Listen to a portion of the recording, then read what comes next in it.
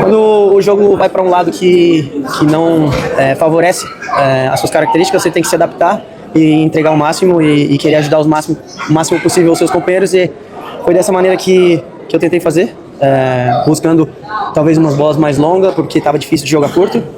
Em outros momentos, quando teve a oportunidade de jogar curto, a gente tentou e buscamos o máximo que a gente pôde. Infelizmente hoje o resultado não veio a nosso favor. Gil, queria que você falasse um pouco da arbitragem, mas não só nesse jogo aqui, mas nessa rodada do Campeonato Brasileiro. Teve vários fatores lá no jogo do São Paulo, Palmeiras disputando a liderança, o mesmo árbitro que apitou na quinta-feira uma disputa, entre aspas, de liderança entre Flamengo e Cruzeiro.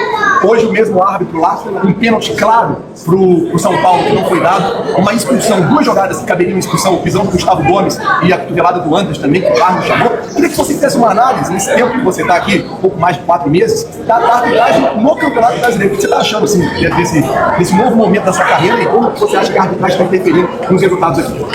Sinceramente, está interferindo bastante, né? Essa é a realidade. Infelizmente, a gente fala que o Flamengo tem que fazer mais, o Flamengo tem que arrumar aquilo, o Flamengo tem que melhorar aqui e ali. Isso tudo é verdade, a gente olha pra gente, a gente sabe que tem que melhorar, mas acaba que influencia. Tem que ser realista também nesse lado, porque são episódios muito claros e que eu não entendo como é possível não enxergar isso.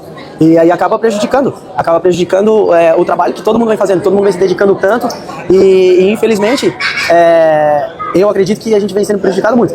E a gente sempre tenta manter a calma, não falar sobre isso, vamos olhar pra nós, mas é complicado, não é fácil. É bem difícil quando você vê que as decisões vêm muitas vezes contra o Flamengo e aí acaba sendo difícil, frustrante. A gente tem que lutar, mas é difícil, é complicado. Jorginho, durante o jogo, você é sempre muito participativo, mas hoje eu notei você ainda mais participativo, conversando com muitos jogadores, tentando ajustar o posicionamento deles, enfim, eu queria que você falasse um pouco sobre esse Jorginho dentro de campo, que é esse cara que é basicamente um treinador também. Hoje, numa situação muito adversa, você tentou posicionar os jogadores ali, até o Malacian também, ele entrou um pouco atiçado, você tirava ele da discussão com o juiz. Eu queria que você falasse um pouco sobre isso. Acredito que uma das minhas características sempre foram essa de poder ler situações dentro de campo que talvez outros companheiros não consigam, né? Mas tudo que eu faço é simplesmente para ajudar o Flamengo, para poder ajudar meus companheiros a fazer o melhor trabalho e então me dedico o máximo para poder simplesmente ajudar os meus companheiros e ajudar o Flamengo. Algumas situações que talvez a minha experiência me ajudou a crescer, a amadurecer, então é simplesmente isso. Fico sem voz todo jogo, porque só quero o bem dos meus companheiros e do Flamengo. Obrigado, Jorge. Valeu. Tchau. Na minha concepção, eu não peguei no rosto do rapaz, tá? Talvez essa tenha sido a minha forma de argumentar, mas sempre com muita educação, sempre de uma maneira muito educada, que é aquilo que talvez a gente espera vir do outro lado. Ele não deu muita abertura e talvez fosse contra mim, eu provavelmente também ia reclamar. Então, assim, é um lance que provavelmente eu deveria ter abordado de uma maneira diferente para não me colocar na situação de ter sido interpretado dessa forma, tá? Então, realmente condiciona muito a partida. Danilo, você acha que o Flamengo tem entrado muito pilhado nas últimas partidas em relação à arbitragem, por tudo que tem acontecido ao longo do campeonato? Eu acho que aqui o discurso para falar da arbitragem, eu não estou no melhor dia para poder falar de arbitragem, seguramente, mas eu acho que aqui o discurso é muito mais amplo e profundo, né? Não adianta que a gente vir falar de arbitragem, eu pelo menos na minha concepção, obviamente, olhando de uma forma mais ampla, falar de arbitragem só a favor ou contra o Flamengo, a favor ou contra A ou B. Eu acho que a gente tem visto muitas reclamações e desabafos aí profundos e sinceros, talvez, e eu acho que o discurso é mais amplo, talvez passar por uma reformulação, um momento onde a gente possa todos sentarem numa mesa e conversar sobre realmente os critérios, sobre a forma de se tratar também dentro de campo, a forma também como nós jogadores temos a responsabilidade de simular um lance ou não. Enfim, é um discurso muito mais amplo, como eu disse, hoje não estou no melhor dia para falar sobre isso, até porque tive num lance que deixei meu time em uma situação complicada, então a minha palavra era só realmente de retratamento com a torcida e com meus companheiros. Danilo, eu não estava aqui no início, não escutei que você falou exatamente no início, mas na sua concepção, a falta foi realmente uma expulsão? O que eu falei foi que eu deveria ter abordado a jogada talvez de uma maneira diferente e não me colocar na situação de ter sido interpretado para cartão vermelho, tá? O árbitro, a justificativa dele foi que eu peguei o rosto do rapaz, meu pé realmente estava muito alto e me botei na situação de ter sido interpretado assim. Eu tentei argumentar com ele de uma maneira onde eu falei que eu não senti que peguei o rosto, que pegou aqui nas costas, mas realmente é uma situação complicada que eu me coloquei no direito de ter sido interpretado dessa forma e daí condiciona todo o restante da partida. Você mais experiente do Flamengo, como você está vendo esse momento da equipe na briga pelo Brasileiro? Perdeu alguns pontos em casa, hoje derrota para o Bahia, perdeu a liderança para o Palmeiras. Como você está vendo essa disputa numa reta final do campeonato? Aqui é importante falar que a gente está lutando com adversários que estão habituados a estar também nesse ponto a ponto durante todo o ano. Obviamente a gente não queria estar passando por esse momento de oscilação, mas a gente tem total consciência daquilo que a gente pode render em campo e talvez ajustar para aquilo que vem pela frente. Temos agora a pausa para a data FIFA para poder trabalhar e se dedicar e se empenhar ao máximo. Eu, em primeira pessoa, me coloco nessa situação, porque tem que ser um dos que puxam para o lado positivo, para o lado da esperança, para o lado do otimismo. E agora a gente está ali, está brigando, está na frente também junto com as outras equipes, e a gente tem tudo para poder melhorar, voltar a ter aquelas performances que a gente tinha um pouco mais equilibradas e assim vencer as partidas. Obrigado, pessoal. Obrigado. O Danilo falou que nota uma oscilação do time nos últimos jogos. Você concorda? Você vê assim também? E por que seria? Não, acredito que sim, acredito que a gente tem o que melhorar, continuar trabalhando, porque acredito que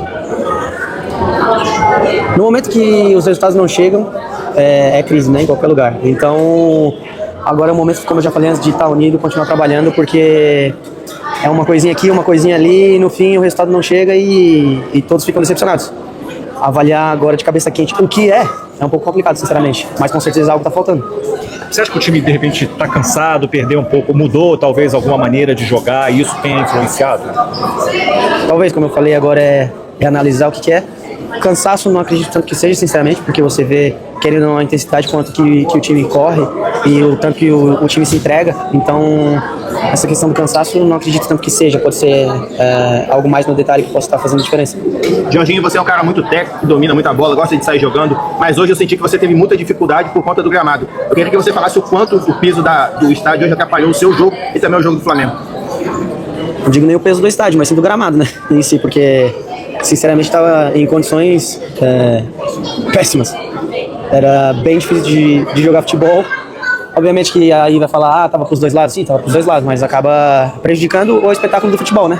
Porque era pura terra e a bola não parava, ela ficava quicando, tava bem difícil de jogar. Pros dois lados, sinceramente.